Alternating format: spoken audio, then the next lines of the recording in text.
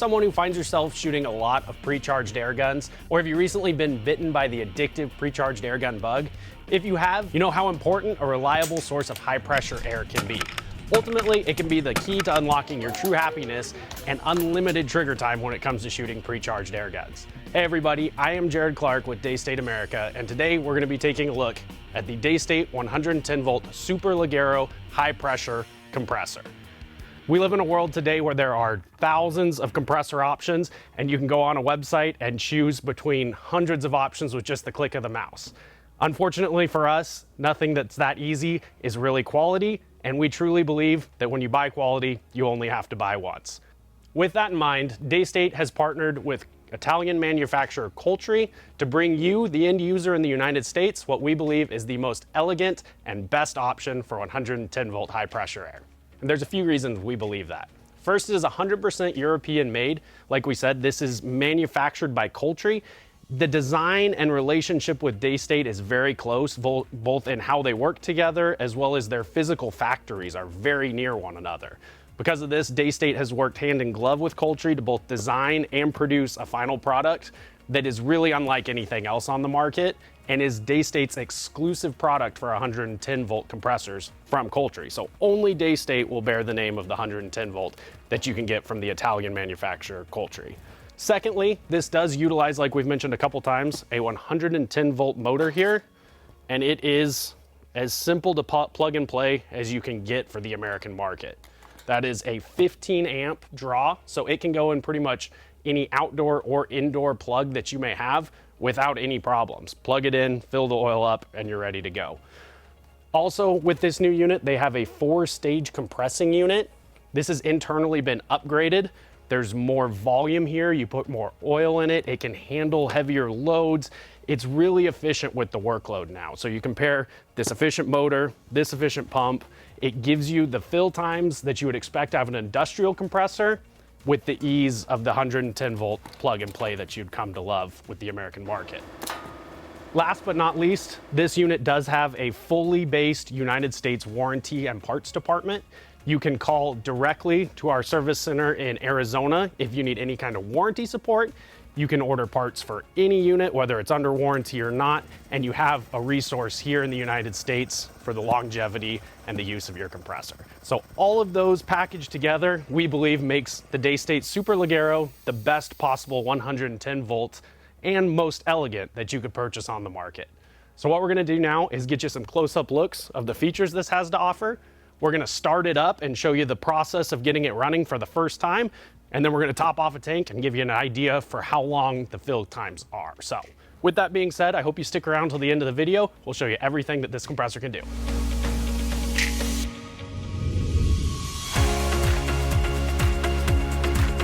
Super Leggero in Italian means super light, and I think that's a good description because this is still an industrial compressor, but it's done in a form where it would be super light in comparison to some of the other fill rates and some other footprints of compressors that would give you the same performance that this one does. So even though in name it is super light, your performance for similar machines, it's very much hitting out of its weight class. Okay, so over here we have that 1.1 horsepower electric 110 volt motor that we've mentioned a couple times here. So this is your power source. Right here is really the only piece you'll need to use. There's a button on the bottom that releases that latch. And so this is your on switch and your off switch. This works where it can sit like it is right now. And if you need to shut it off, when you compress that, it clicks into place. It acts as a quick stop in case you need to shut your compressor off.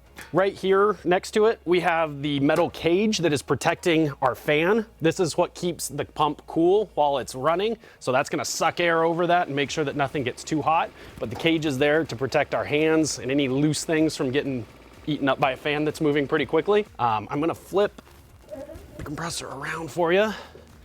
So now we're gonna look right here is where I'm gonna start. This is the air filter. Part of the testing and preparation for each compressor that comes through the United States, we go through and we will install this. So you can see right there that already has the air filter. If you consult the owner's manual, it'll tell you to check it and inspect it every 25 hours, and then a mandatory replacement, I think every 100 hours of runtime for this. But we do make sure that it's already installed. upon the pre-check here before it goes to any of your favorite retailers. In front of that, we have our entire little condensate drain is what I like to call it, but it has on the top here the gauge that's liquid filled. As it's running, it stays nice and steady even though there's vibration, so that'll tell you how much is leaving. And then down and to the left, this is your automatic shutoff. It is adjustable, but you have to know what you're doing. So our trained compressor tech here in the United States makes sure that all of these are set to 4,500 PSI. So there's no need to ever adjust it. It's ready to fill a tank. I would just leave it where it is. And then you have this red cylinder, and this would be arguably your next fail-safe. So if this doesn't shut it off, this works as a tea kettle blow off, and anytime it gets above 4,500, it will just release pressure to make sure that it never builds up more than 4,500. So both of those are there for your benefit more than anything, but as long as you're always watching it while it's running, those will just be double and triple safety measures more than anything. And then on the far right side of this arm, this is our fill hose. It's a microline hose, and it has a DIN 300 fitting. So that is very common for scuba gear if you're using an aluminum or a steel tank.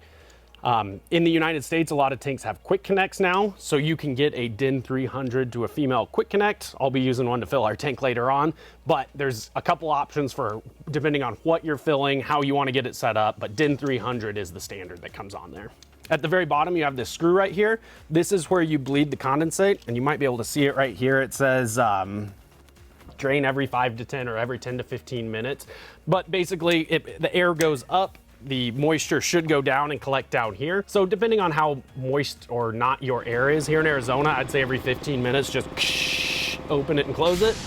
Dumps all the moisture that's built up, gets it all out of the system, prevents any kind of buildup. If you're somewhere where it's more moist air, you might do it every 5 to 10 minutes. But this is just to never let too much heat build up pressure that it gets into your line. So just think of that as a dump every now and then. As it's running every 10 to 15 minutes, you want to release the pressure and release all the built up moisture. Now in front of this assembly, I have two things that both say oil.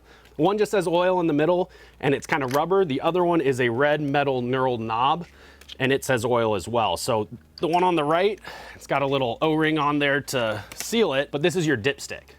So this is where you want to make sure that your levels are good before running. And as to mention it right now, I just took this off. The compressors all ship with no oil. So there's no oil in this system. Make sure that you add oil before you run it.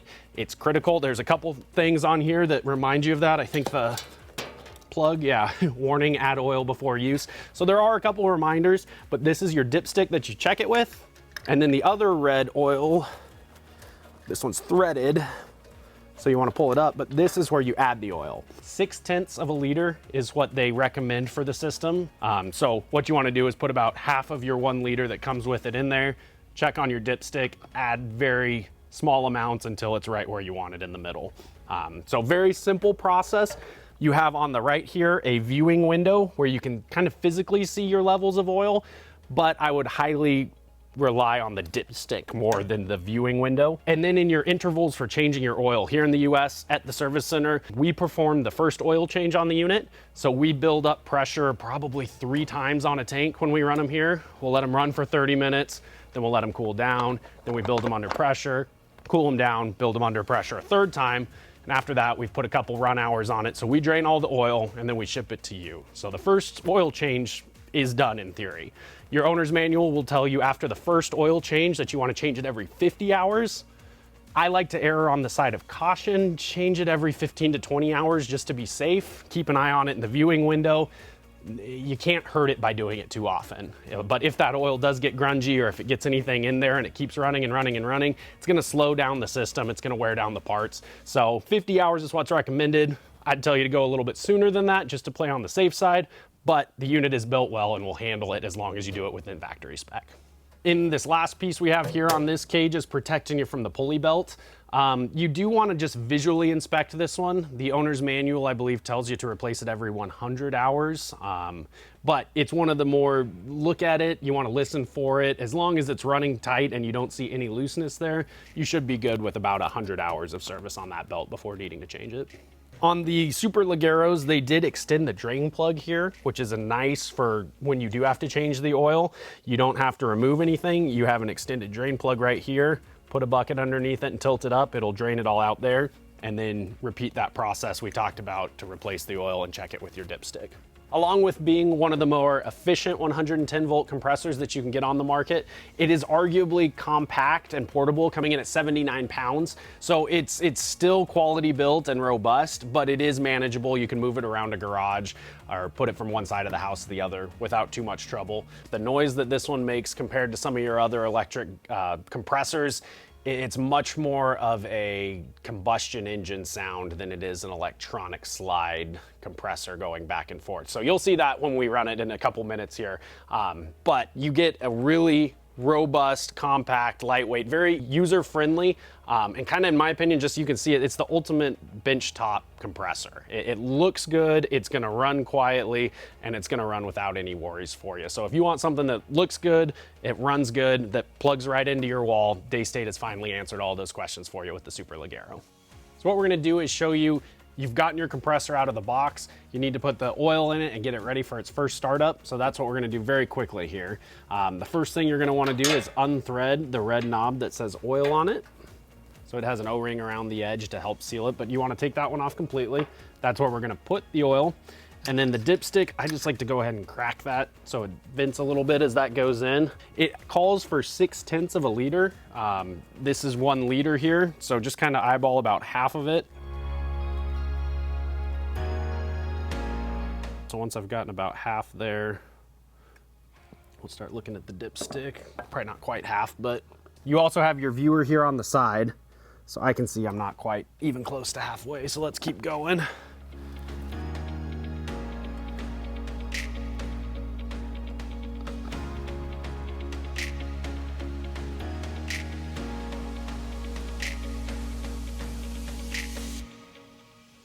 Perfect.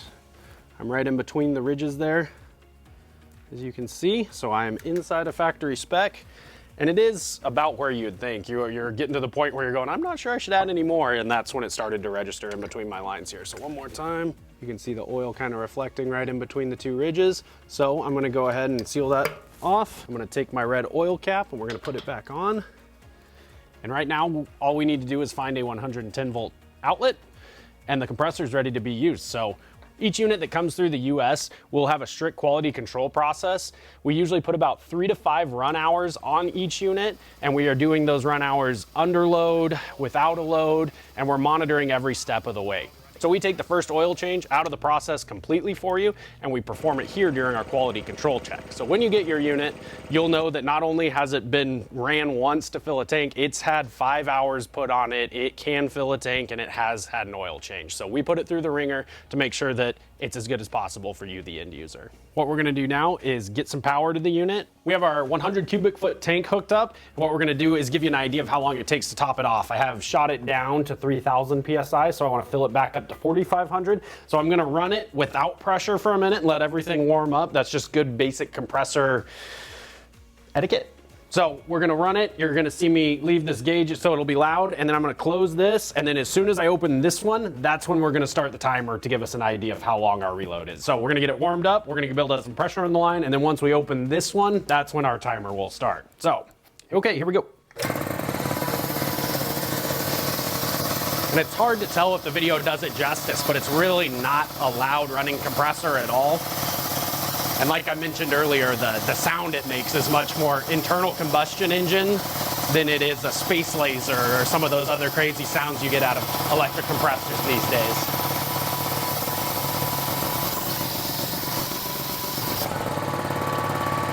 So now we're building pressure in the line, but I haven't opened up the compressor yet, or I haven't opened up the tank yet. The tank has 3,000 PSI in it, so I want to build up about 3,000 PSI in this line before I open it, so it's equalizing pressure instead of back pressure getting put onto my compressor.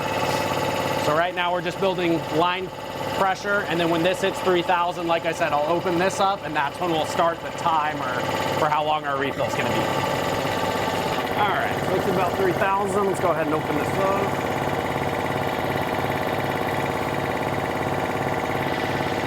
All right.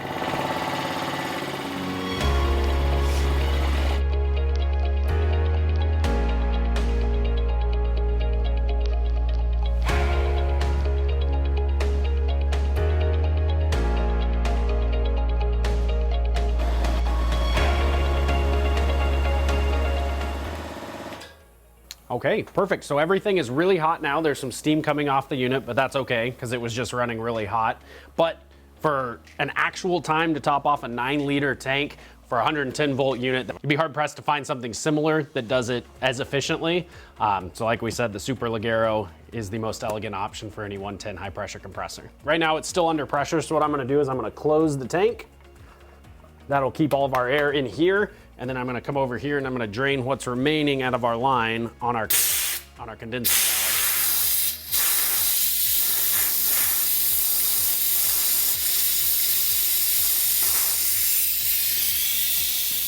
So as that's going down, I'll flip this over. I've closed this, so we're retaining our 4,500 in our tank. The compressor shut off exactly as we would expect it to. And as soon as that line's empty, you can disconnect here. And your tank is now in about 20 minutes. It was roughly 20 and probably maybe 22 minutes, somewhere in there was exact time.